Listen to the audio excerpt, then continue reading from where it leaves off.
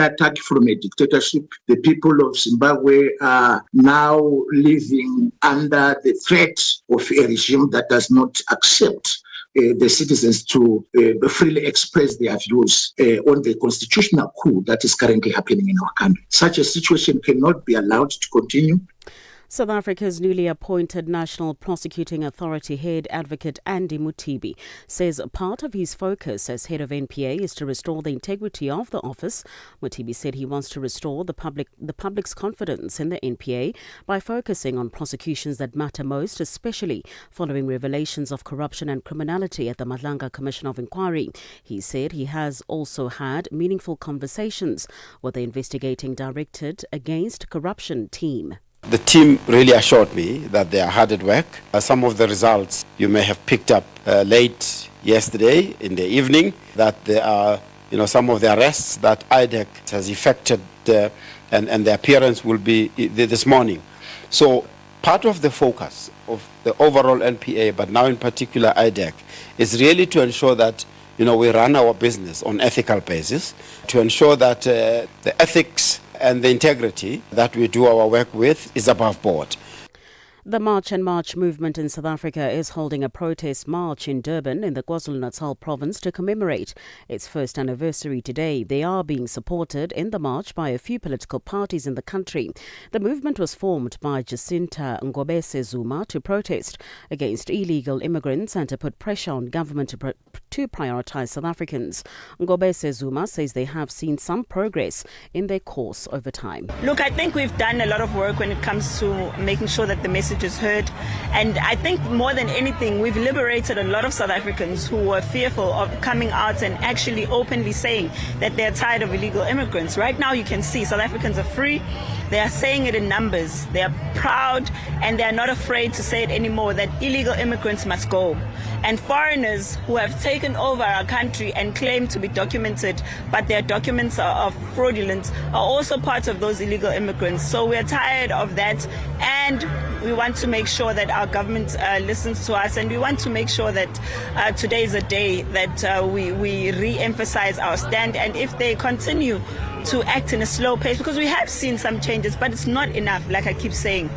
About 32 bodies, mostly children, have been dug up from a mass grave in the western Kenyan town of Kericho as investigations continue into the shocking discovery. The exhumation was done after the police obtained a court order to retrieve 14 bodies that were initially believed to have been buried at the site. A post-mortem examination is expected to begin today amid calls to promptly identify the bodies and investigate the circumstances of the death. Two suspects, a public health officer from Nyamira and a cemetery caretaker, have reportedly been arrested in connection with the matter.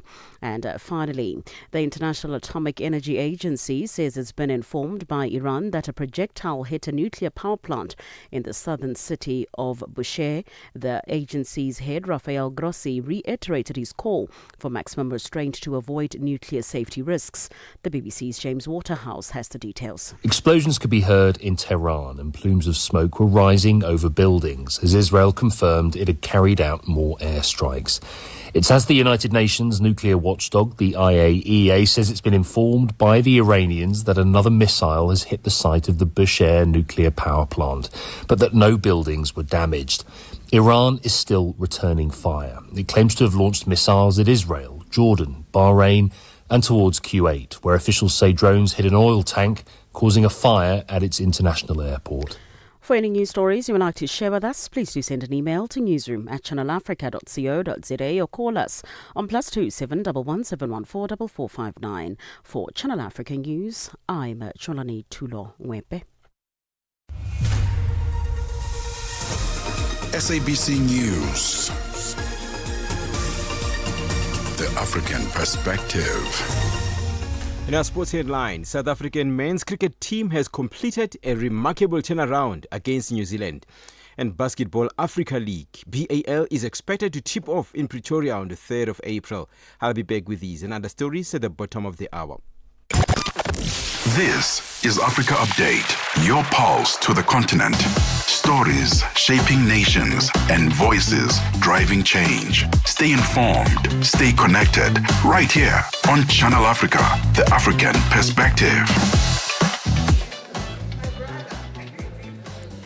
We are broadcasting live from the Wits Business School in partnership with Channel Africa for the Africa Matters Summit.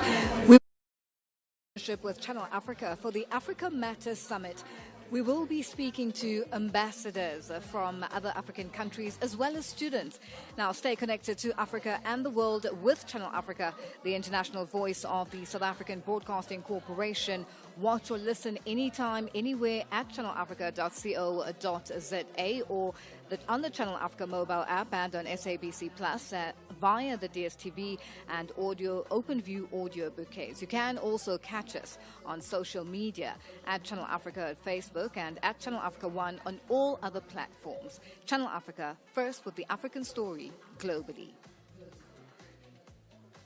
Now, coming up, Africa Update with Lulu Gaboo. Organized Crime Unit, Sergeant Faninkosi has concluded his testimony at the Madlanga Commission after spending 6 days in the hot seat. Among the evidence presented was an exchange between Nkosi and a journalist. It is further alleged that payment was made, raising concerns about professional conduct, confidentiality, and the boundaries between journalists and sources. We will come back to this Africa Update answer today. It is literally 9 after 12 Central African time. We are at the Wits Business School with the Africa Matters Summit, which is underway. Started this morning at 9 a.m. And as I already mentioned on the move earlier on today, I am joined live here by one ambassador, Sudan's ambassador to South Africa, Ambassador Osman Abdul Fatima Adam Mohammed, and he is here with us, and together with him is the High Commissioner of Zambia, and that is Ambassador Grace Mutembo. Thank you so much to both of you for joining us on Africa Update and here at the Africa Matters Summit. Now, a lot is happening on, when it comes to climate change, and we see erratic rain patterns, weather patterns. Everything has changed from what we have known it over the years. And, we look at Iceland when we talk about the glaciers melting across the board, and it has become a crisis, and it is one of the agendas that have been focused on 2030 and 2063 agendas. Starting with you, Ambassador Grace Mutembo, what are you finding in Zambia? What is Zambia experiencing when it comes to climate change? All right, so I'm going to ask Modise just to step in and put on our mics for our guests, as we are struggling to hear what the High Commissioner Grace Mutembo is saying. Yes, now that's a lot better. Good afternoon, and thank you for joining us. Good afternoon, and thank you so much for inviting me to this interview. Yeah. Of course, Zambia is one of the countries that has not been spared by the effects of climate change. Mm-hmm. 2 years ago, we did experience a drought. Yes.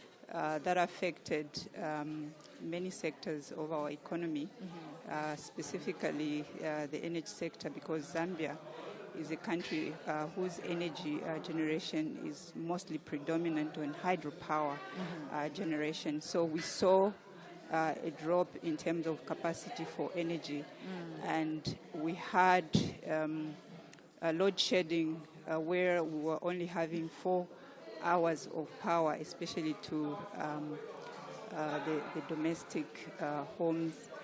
And then Zambia is a mining country, as you may know, and we are looking at increasing the production of copper from 1 million tons to 3 million tons.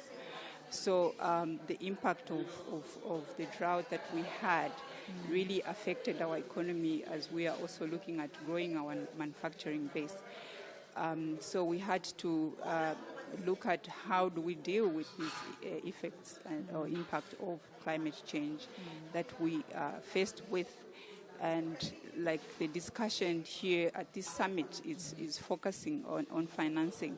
Yes. So we had to look at sources of capital that we needed to diversify our generation of power.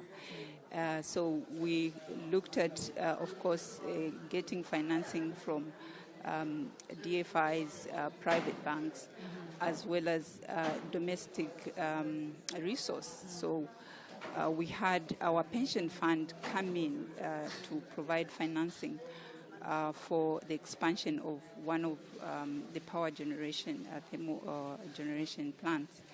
And we've also seen the solar generation being expanded using various sources of financing. So the key aspect that I can talk about in financing on the effects of climate change is partnerships. We've gone and into I'm going to partnerships. ask you to hold on to that, because I need to bring Ambassador Osman Abdul Fatima Adam Mohammed. Ambassador, we've spoken a number of times on different issues.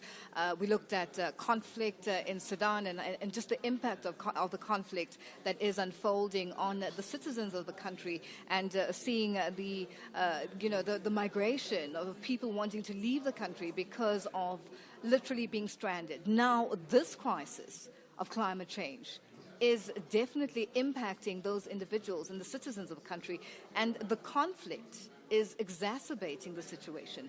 Ambassador, what is your take on this? And just being here at the Africa Matters Summit, what does this mean for Sudan?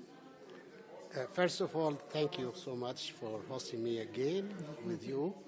Really, the issue of climate change is significant in Sudan. It's not only for the conflict which we are witnessing now, but since the 1980s we had a famine in Sudan at that time, and that time we felt the climate change issue that coming on to Sudan.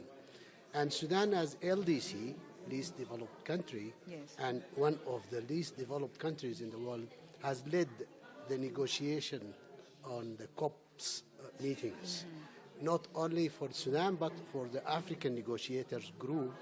Sudan was leading that group and was negotiating with the other party, the developed countries, and looking for the commitment that should be made by the developed countries for the LDCs in combating in this climate change. Because Sudan was, and LDCs were not part of those who impacted the cause of the climate change. However, now it is an international and global issue which is impacting everywhere, the crisis everywhere.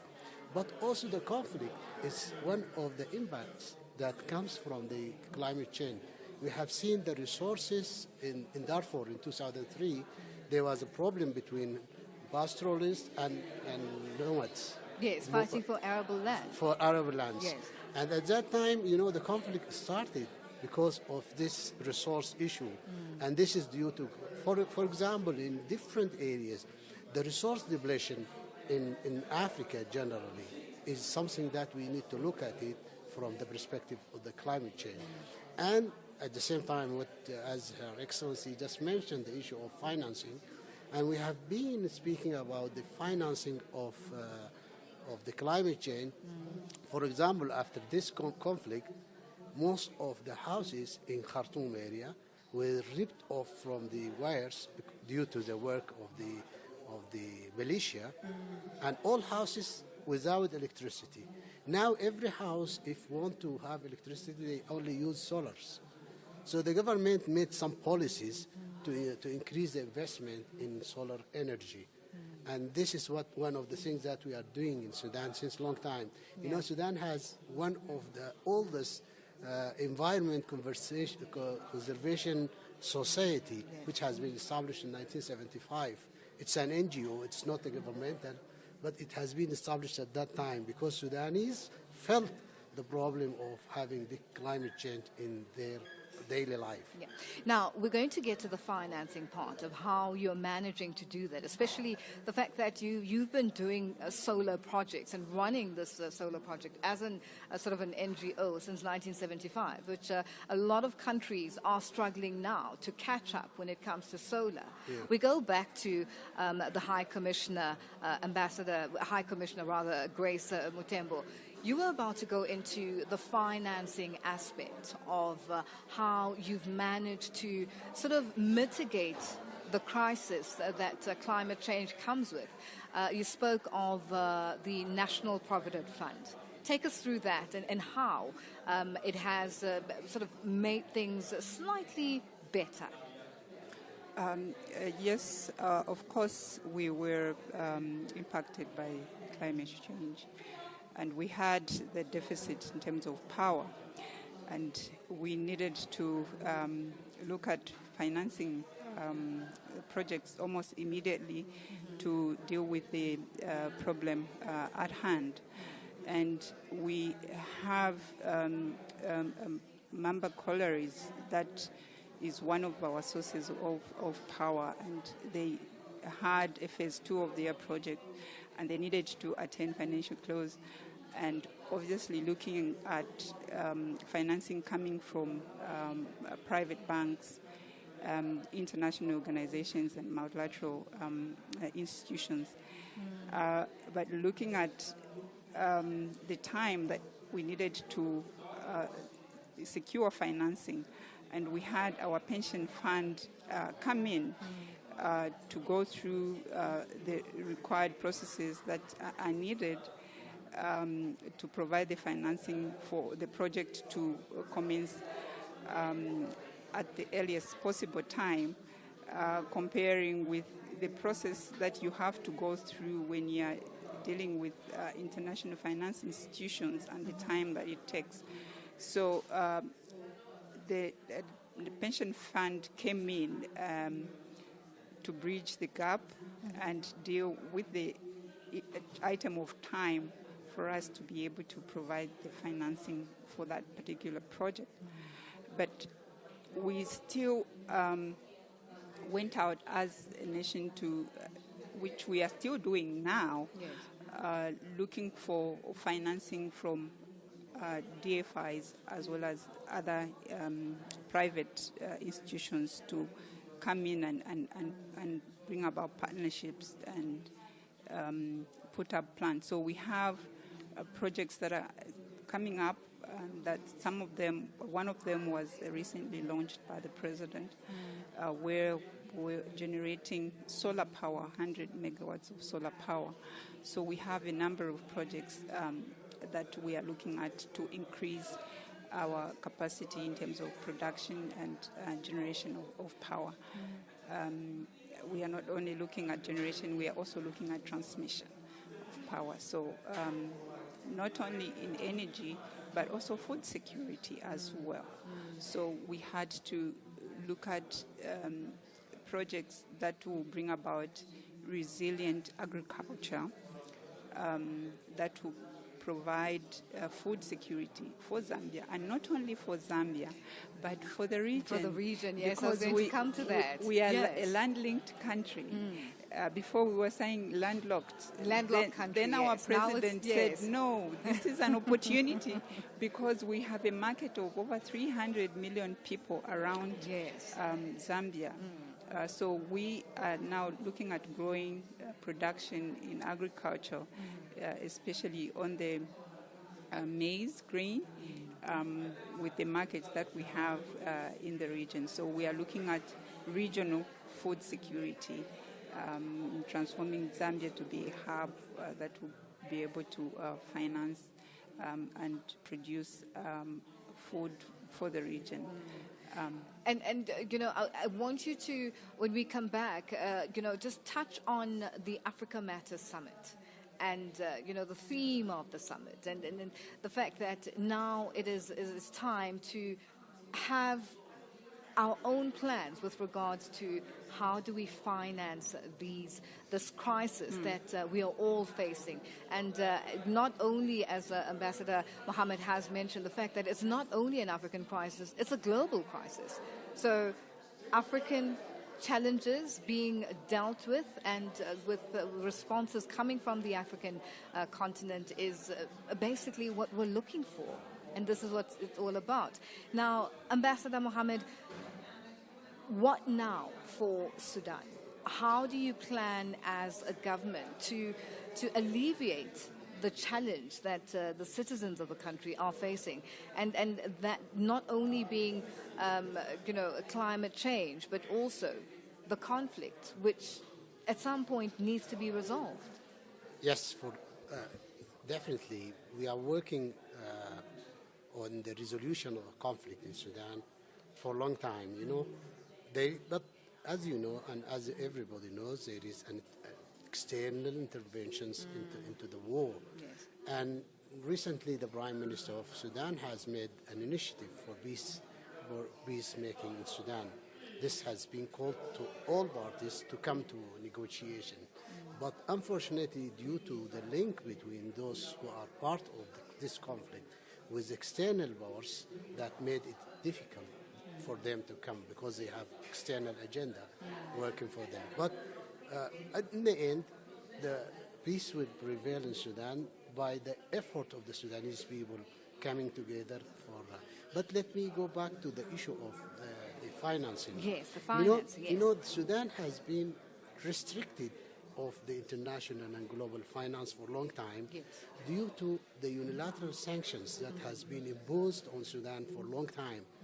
And due to this, we will not be able to combat the effect of the climate change in the country to the extent that this brings these conflicts now and every now and then into Sudan and into the region, the region in the Horn of Africa, which is known for climate adversities in different parts of the Horn of Africa. But we need to work at the continental level, restructuring the financial institutions that we have as Africans, including the African Development Bank, to work to restructure the financing system of different countries to combat the climate change in different countries. Because it's not only a country-wise, as Her Excellency mentioned, it's a regional issue.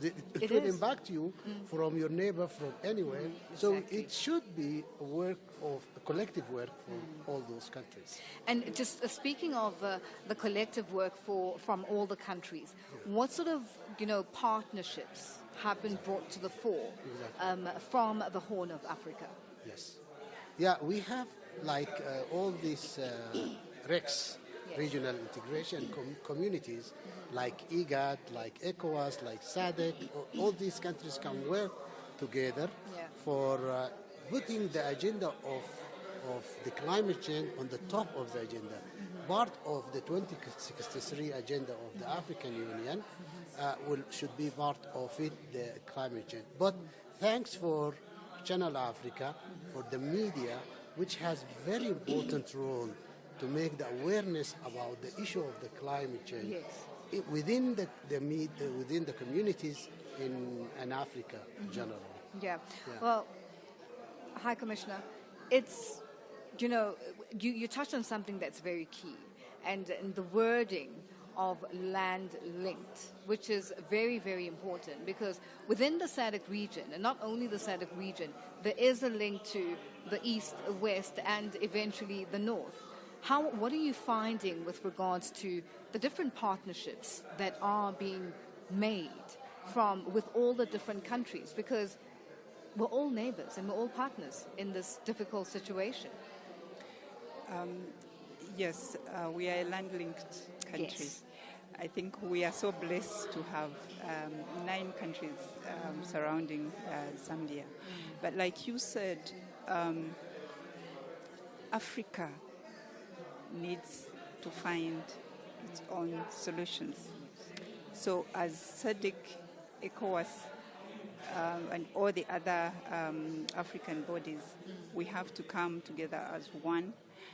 We have capital, like it was indicated during the forum, that we have the natural resources. That is capital for Africa. And to bring out the value of the minerals, the resources that we have, we need to have partnership as Africa. We need to speak one language. During the discussion, one item that came about was the regulatory framework. We have individual country regulatory framework. it's about time that we look at also our regional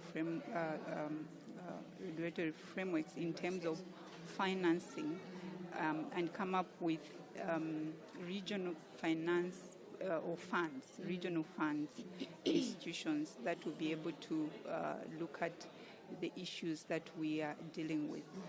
So the key item is for us to come together as one, come up with regulations that speak to our needs, and also come up with initiatives that will be able to mobilize resources within Africa, within the African context, and finance our projects. Of course, we still have partners globally, and we'll continue with our partners globally.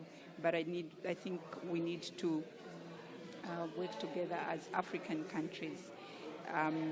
Even as we relate as ambassadors, yes. we are friends with His Excellency here, so yes. we share ideas on how we can make our continent better and grow our continent, and also the area of stability, where we are stable in our regulations, in our relations, yes. As countries in Africa. And what is your takeaway so far from this summit, which is the first of its kind, especially when it comes to focusing on financing our own as the African continent? And it's a big challenge to say it's time to stop putting your hand out and finding the solutions to ensure that we're able to rebuild infrastructure in our own countries, in our own continent. Of course, we are talking about climate change financing. Yes. The key takeaway is that we should not discuss this topic in isolation. We have to look at economic resilience. Yes. When we have economies that are resilient, we'll be able to respond to the climate change impacts. So we have to look at this discussion as an economy for Africa. We have to build economies that are resilient enough. Yes. So we need to have stable financing. Yes. We need to have capital that is accessible and affordable to the African countries. Yes. There was a discussion of the rating by global institutions when they are providing financing to Africa. We are taken as a high risk, so we pay more interest. More, yes. And that's the reason for us to really build our own fund within Africa that we can tap into and have our own rating as Africa to have access to the funds, and also have regional projects that will be able to attract more financing by virtue of the magnitude of the projects. Well, High Commissioner, thank you, and we are going to leave it there for now. Ambassador, very quickly, 15 seconds, just in wrapping up, your take on the summit and what it means for the African continent. Yeah, one of the terms that I heard today, and I liked it, the term of affluenza, one of the panelists has mentioned. But I want to say that Africa still needs development. Yes. And our developmental needs is different than others. So we should be dealt with differently when financing the development in Africa.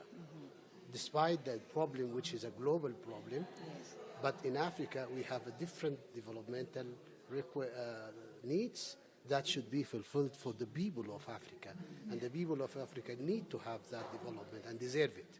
Ambassador, thank you so much for joining us. That is, and High Commissioner, thank you so much for joining us. Ambassador Osman Abdul Fatima Adam Mohammed and the High Commissioner of Zambia. That is High Commissioner Grace Mutembo, joining us live here at the Wits Business School. We're in partnership with Channel Africa at the Africa Matters Summit. It is time for our headlines. Headlines. The African perspective. Thanks, Lulu. Good afternoon. Making headlines. The push by Zimbabwe's ruling ZANU-PF party to extend President Emmerson Mnangagwa's rule under the banner of the ED 2030 agenda has raised tensions in the country. About 32 bodies, mostly children, have been dug up from a mass grave in the western Kenyan town of Kericho as investigations continue into the shocking discovery. And finally, the International Atomic Energy Agency says it's been informed by Iran that a projectile hit a nuclear power plant in the southern city of Bushehr. I will have details on these and other stories at 1 o'clock. SABC News. Headlines. The African Perspective. Sports on Channel Africa. The African Perspective. Let's tip off with the basketball news. With just less than a week before the new 6th season of the Basketball Africa League BAL tips off in Pretoria, South Africa, Johannesburg Giants head coach Floshem Ngwenya is looking forward to this edition with some excitement too.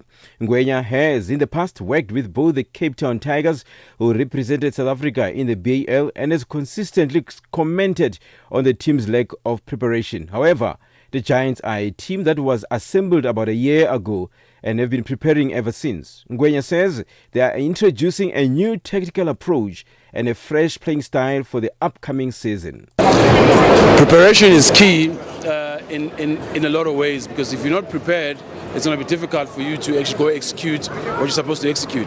So with the Johannesburg Giants, we really put in some proper preparation.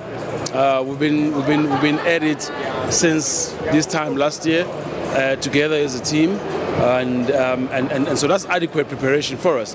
And we played obviously together for qualifiers and so forth and so on. So it has been really great. The preparation has been really top notch. On to football news. Football Supporters Europe has lodged a formal complaint against the World Football's governing body FIFA over what it calls excessive ticket prices for this summer's World Cup. Alongside Euro consumers, the group accused football's governing body of abusing its monopoly position in setting costs. FIFA had already introduced a limited number of $60 tickets for all 104 matches after criticism of its pricing structure. But supporters are demanding more transparency and an end to dynamic pricing. FSE says fans should receive at least 48 hours notice of ticket availability and clarity on seat categories before sales open in April. And we'll end with golf news. Well, number one, Scotty Scheffler has withdrawn from this week's Texas Children's Houston that's open to be with his wife for the imminent birth of the second child. Scheffler, a former four-time major winner, was expected to play in his home state, having recorded 4 top 10 finishes at the event, including back-to-back runner-up spots in 2024 and 2025. Min Woon Lee of Australia is the defending champion. The PGA Tour confirmed several other withdrawals, with Bud Coley, Cam Davis, Ryo Hisatsune, Michael Kim and Austin Smotherman all pulling out, while replacements include Matt Kuchar, Seamus Power, Jimmy Stenger, Jesper Svensson, Denny Willett and Paul Waring.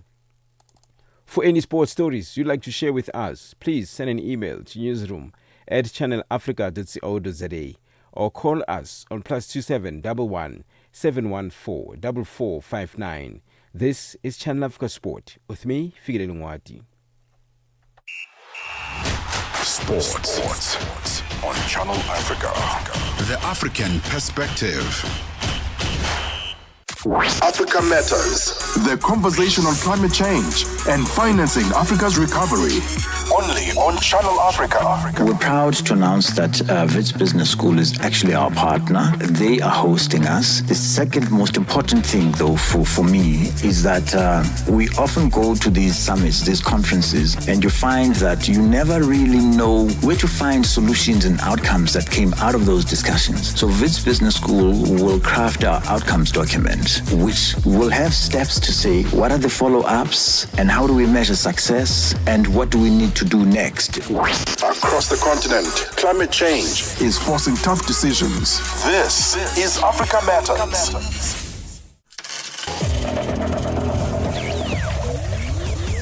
business news on Channel Africa.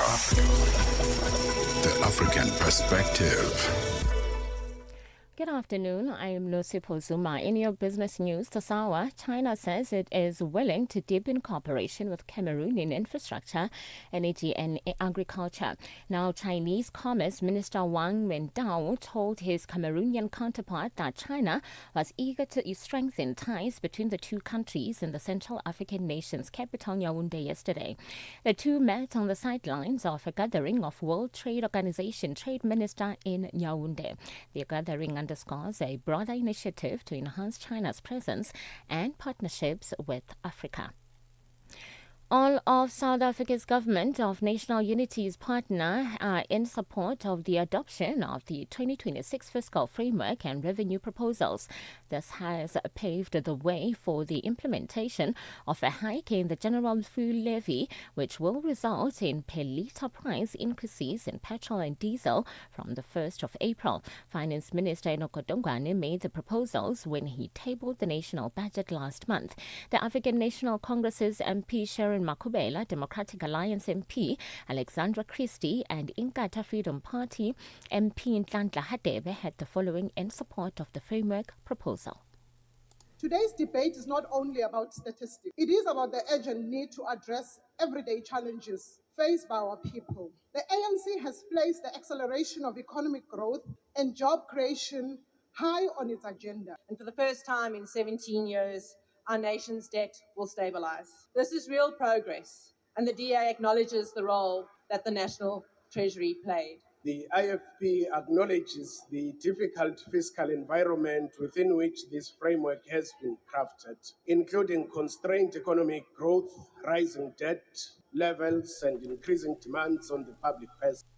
Meanwhile, the Premier of South Africa's Western Cape Province, Alan Winders, says the Fuel Industry Association of South Africa, FIASA, has reassured him, the Provincial Joint Operations Centre, GOC, that there is enough fuel supply in the province despite growing concerns about the impact of the ongoing conflict in the Middle East. Winders says FIASA has informed the GOC that fuel imports for March and April have been secured. FIASA has, however, said that diesel stocks are under increased pressure due to the high demand. Winders says there are isolated reports of fuel shortages due to suppliers delaying to release fuel to customers. Winders says hoarding of fuel will not be tolerated and is deemed unethical. The management of South Africa's rapid rail company, Gautrain, says its expansion is more than just about trains. It's about transporting the economy while ensuring inclusivity.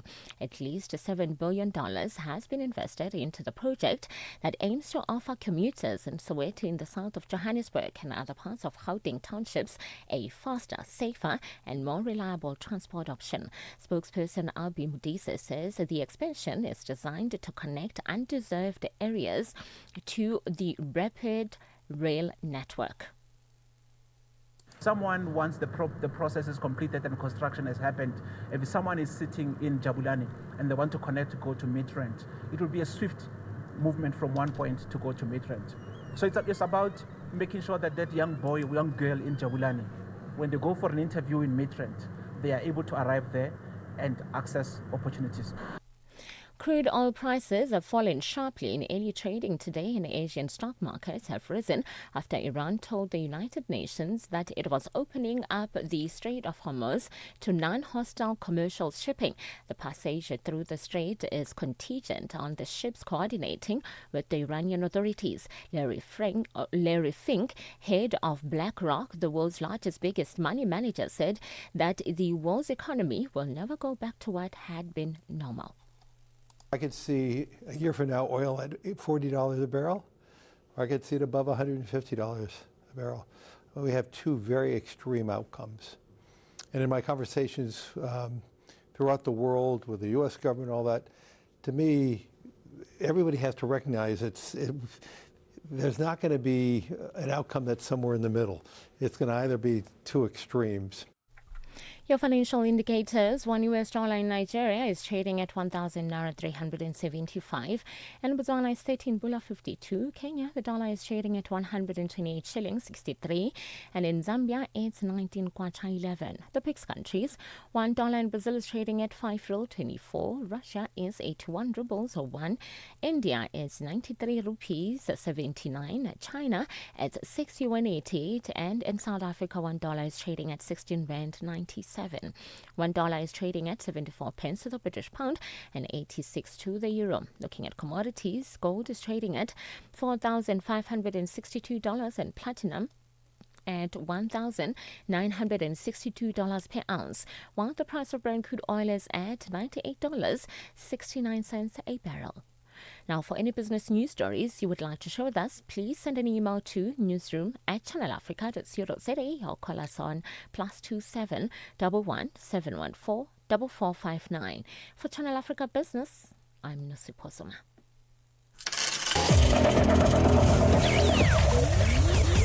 Business news on Channel Africa.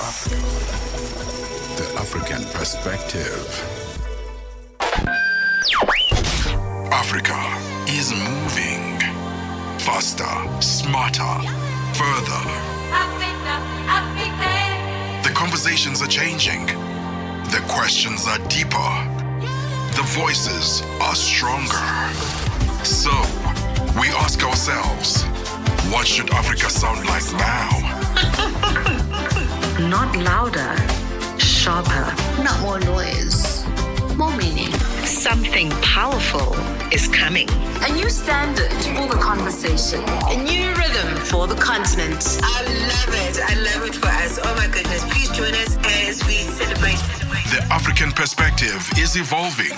Catch it all next month, Monday to Friday, from before sunrise until long after sunset, only on Channel Africa. Africa Update with Lulu Gaboo, 12 to 1 p.m. Central African Time. It is 12:40 Central African Time. It is 12:44 Central African Time, and we're coming to you live from the Wits Business School in partnership with Channel Africa at the Africa Matters Summit. And basically, this is all it's about: climate change and financing, and how the African continent can focus on finding their own solutions in terms of finances and dealing with the crisis that we're all facing across the globe. Now, I have two guests with me, and in terms of students and entrepreneurs also playing an active role in Africa Matters in the Africa Matters Summit today. We are joined by Claire Mokgotsi from the Wits Crucible and founder and CEO of Biohydro Technologies. Now, as I'm reading this and I'm thinking, okay, this is very interesting. Claire, good afternoon, and thank you for joining us on Africa Update. Good afternoon, everyone. I'm really excited to be here. Now, tell us about your business and how you got into it. All right. So my business basically sought to solve the water crisis issue. So it focuses on providing a decentralized water solution for rural and mining communities. And this water solution basically uses renewable energy to power the system up so that it can generate water. So this water system is an atmospheric water generator, which is a different type of technology that basically turns humidity into water. Oh, wow. Yeah. Very interesting. All right. And then I have also Blessing. And Blessing is a founder of Apex Bridge Consulting Group. Blessing, good afternoon, and thank you for joining us on Africa Update. Good afternoon. Thank you for having me. Now, tell us about your business and how it all came about. My business, it is a software platform that is designed to actually improve safety, especially for young people who are students and residing in Johannesburg. So it came about since we all know that currently in the country, safety concerns, it is an issue where young people are actually now struggling to actually go out. And also these small businesses are also struggling with expanding their marketing efforts. And SMEs are also struggling with making sure some SMEs do not afford these marketing budgets. So I'm creating a software platform that improves both the marketing for these small SMEs, but also making sure that the platform on the other hand of the customer might assist you with finding safe spaces to actually go to and get bundle offers. So, as you can hear, I'm surrounded by brilliant young minds, and they'll be unpacking for us exactly why you both decided to be a part of the Africa Matters Summit. And I'll start with you, Claire. The interest that comes with it, and obviously the space that you're in business-wise. Just take us through what the summit, what you've taken away from the summit, and just the synergies and with your brand and your business. Yes. I think for me, what motivated me to come to this event and attend is basically to come together with like-minded people that are basically want to solve challenges within the African ecosystem or entrepreneur ecosystem. So from an entrepreneurship perspective, since my solution is a water-based solution that is powered up by a renewable energy source. I think that it was very important for me to attend as it really relates to my business. And it will help me to maybe see where I can sort different types of funding, especially when it comes to green energy types of funding, which will be helpful for my business. And I think just to also get a different types of perspective as to maybe how else can we solve these types of water shortage-related challenges that we are having in not only in Johannesburg, for example, with the Midrand issue, but also in rural and remote communities. Mining communities struggle a lot with water. So it is very important for me to find a solution that will work in that type of environment and that is not that does not use normal grid electricity, but uses sustainable energy sources like biomass, which is what I'm focusing on. Well, Claire, all the best, and thank you so much for joining us. You never know. This could be just an opening for you because this is not only about South Africa, but the continent across the globe, across the continent, and obviously it could also filter across the globe. So this is a very interesting time to be doing what you are doing. And I know that Zikhona Njingila is also going to be joining us shortly. But as Claire leaves, I'm going to be wrapping up with Blessing, the founder of Apex Bridge Consulting Group. What are you finding in terms of, obviously there will be some sort of research that is done by yourselves and your team with regards to what the response is like for this platform that you have basically started? Currently, what I actually find is that there is actually the issues currently existing, and there is no current technologies that integrate 3 safety tools that people can actually utilize at one go. So it is a very exciting process, and we have seen that in the market, since we are also currently now validating not only on paper but through the people. We are continuously learning what people want, and also I can confidently say that there is appetite for these kind of platforms. Well, Blessing, it's very interesting. Claire, yourself, and well as Zikhona. Let me just bring Zikhona in. Good afternoon. Thank you for joining us, Zikhona. Zikhona Njingila is the founder of Nano E-Waste Solutions. Now, this is all, integrated. Take us through Nano E-Waste Solution, how it all started, because what you are all doing is literally you're going into entrepreneurship, which is what the country needs, and not only the country, across the African continent. All right. Thank you so much for allowing me to actually express this concern. So basically, Nano E-Waste Solutions is a business that is looking at ensuring that manufacturers, producers, and also municipalities are able to actually track obsolete electronics, their end of life, ensuring that, you know, the producer knows when the electronic is being purchased and when it will actually be recycled. Okay. We're currently facing a big problem in South Africa where over 360,000 tons of e-waste lands in landfills, and only 10% of that is being formally recycled and 90% is not accounted for. People don't actually know that these electronics, these obsolete electronics, they land up in landfills and actually contaminating the environment. I mean, in electronics we have lead, we have mercury. They all land in landfills and actually infiltrate into the soil and also the groundwater, which contaminates the water and also the soil. And what are you finding in terms of response? So what sort of response are you getting, especially from the different sectors, in terms of how progressive are we?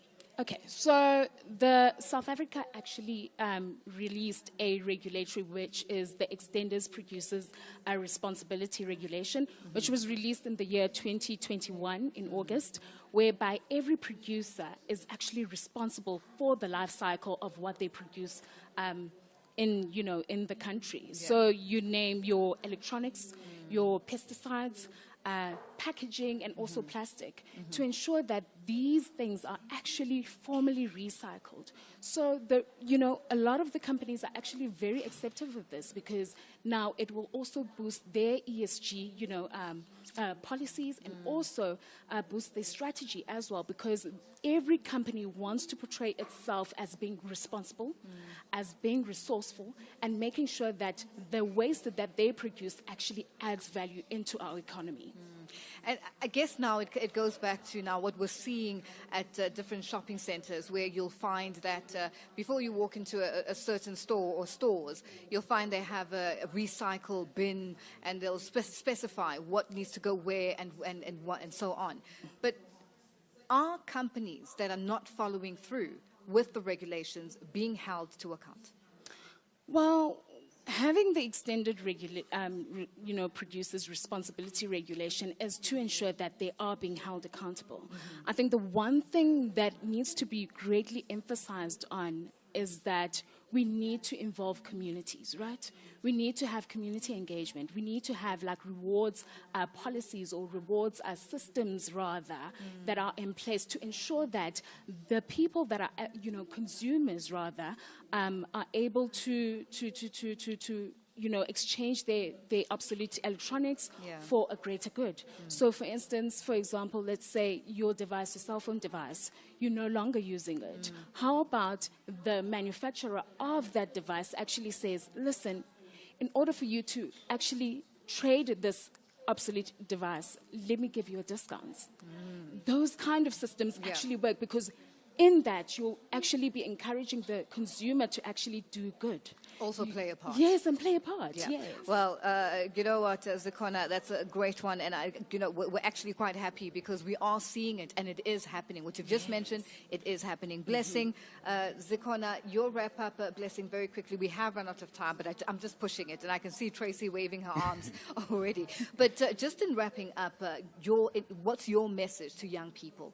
My message to young people, it is that we need to get out of our shells and actually go out and seek these problems, because we are living actually in a country where there is existing problems, and we need to just fall in love with these problems, and the solutions will actually follow when we actually fall in love with the solution. Zikhona, it's been great. A blessing. Thank you so much for joining us.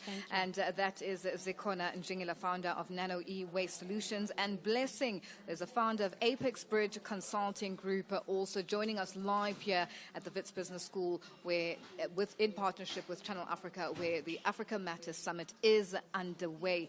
And very quickly, I know that our team is here, the Upside team is here, Debohole Kuleni, and we are going to bring him in and just have a chat as to find out what is coming up on the Upside. Often called Speed, who is a popular American YouTuber and live streamer known for his high-energy personality, loud reactions, and unpredictable humor. He visited Ethiopia, and he was shocked what he found out actually when he got to Ethiopia. He got to find out that, they don't use the Gregorian calendar. That is, we are in 2026 right now. And he got to find out they are in 2018. 2018? Nah, you trolling me. It's 2026. No. It ain't 2026? Wait, hold on. Wait, we in the past? Ronaldo is still in Real Madrid. Everything is in the past here. Oh man, how shocked the Speed was. He went back in time. Saturday and Sunday mornings belong to the Morning Switch. 3 to 6 a.m. Central African Time. Africa Update with Lulu Gaboo. 12 to 1 p.m. Central African Time.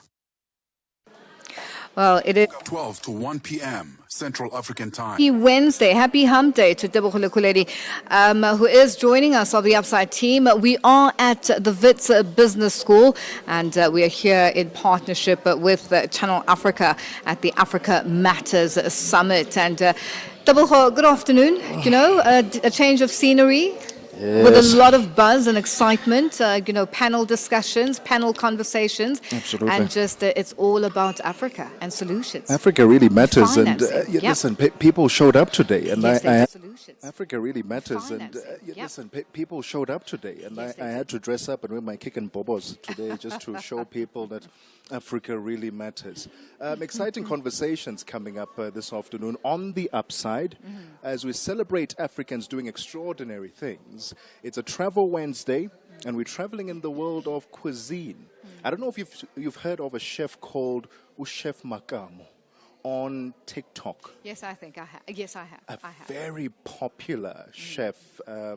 He's been educating people on the do's and the don'ts in the kitchen, how to make the perfect boerewors, and what is a boerewors and what is just a sausage. He's going to be joining us this afternoon to talk about his latest partnership with OBC, and then bringing township flavors to the forefront. He's celebrating everyday food culture through his growing platform, which is social media, the power of social media. And then we talk about the rapid expansion of hotels across Africa. Over 600 hotels are in the pipeline to be developed and be built over the next 10 years or so. That's over 1,300 rooms. But you know what? For me, it's all about development. The fact that there is continued development, infrastructure buildings. I mean, if you see a crane in any city or any town, then you must know there is continued development. There's money there. 100%. And there's always potential. Always potential and employment. Yes. I mean, with the high unemployment rate in South Africa, in Africa, we need more of these hotels because the tourism industry is driving quite a bit of revenue into the economies. And then our final conversation, we head off to the Nutritional Performance Lab, NPC. They are bringing back their Fem Fit Fest. And they're inviting women to reconnect with fitness through community-driven outdoor training. That's a fun one. So all those conversations coming up on the Upside. That's the Upside coming up at the top of the hour with Tebohole Kuleni and Matseko Musito. We are live at the Wits Business School, and this is the Africa Matters Summit, and the Wits Business School has partnered with Channel Africa on this front. And that's how we wrap Africa Update today. A lot of buzz, a lot of young people who are entrepreneurs, which is a brilliant thing that's happening on the African continent. And we will be back in studio tomorrow in Auckland Park, and the Upside coming up. From myself, Lulu Gaboo, and the team, it's been a good one. Let's do this tomorrow. Bye-bye.